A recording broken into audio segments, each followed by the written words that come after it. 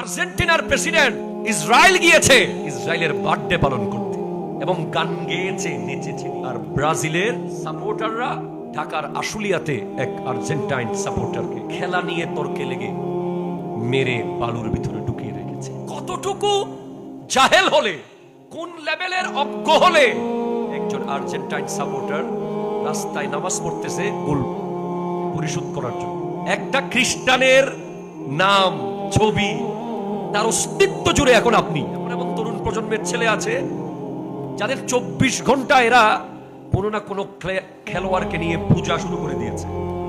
সারা দিন তার নাম, তার ছবি, তার পতাকা, তাকে নিয়ে তর্ক, তাকে নিয়ে চ্যাটিং, তাকে নিয়ে গুতাগুতি। বাংলাদেশে এখনো ইহুদি নাসারাদেরকে চিনে, তাদের বিরুদ্ধে যেতে চায়, এই উন্মাদনাকে পছন্দ করে না, ইসলামের জজবাত অন্তরে রাখে, ইমানের কথা শুনলে ভিতরে নূর জ্বলে উঠে, এরকম মানুষ এখনো আছে। ঠিক কিনা জোরে কথা বলেন।